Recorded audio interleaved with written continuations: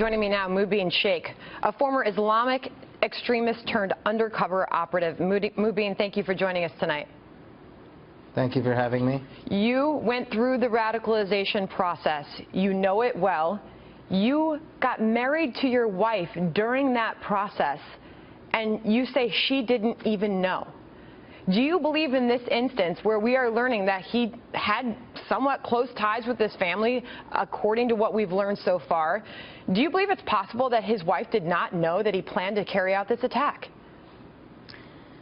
Well, it's an ongoing investigation, of course, and a lot more information is going to come out, and my comment is purely speculation on the basis of what kind of information we're already seeing, and I'm inclining towards she knew something was up.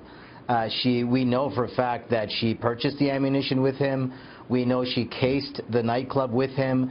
We know she said to FBI that she tried to talk him out of it, so she clearly had knowledge of the attack. There is conflicting stories there, because we know she's saying that now she didn't have knowledge of the attack. Before, she said she tried to talk him out of that attack.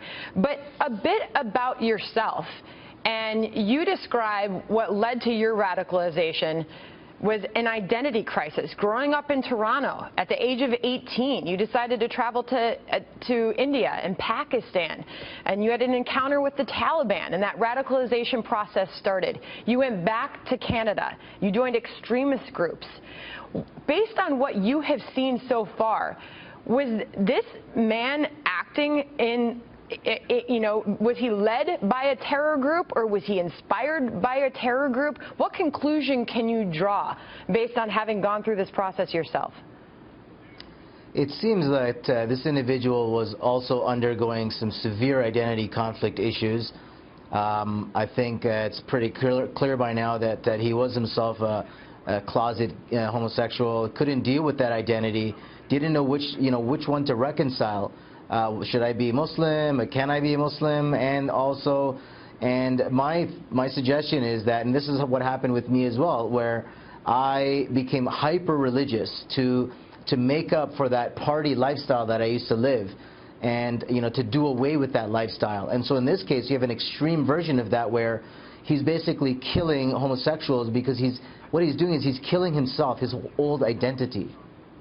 So you actually have a theory, Mubin, that it was part of the plan, and you say this is just one of your theories, that it was a shame for his family that he was going through this, that he was identified to his family that he was gay, and that this was some sort of plot.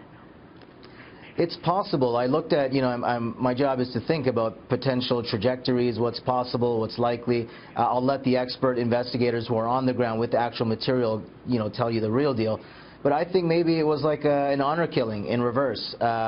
So basically they said, look, we know you're like this, but the only way we can cleanse our family of the shame is for you to go and kill a whole bunch of them. The father's running for political office in Afghanistan, and it would have looked really bad on him if it came out that his son was in fact gay.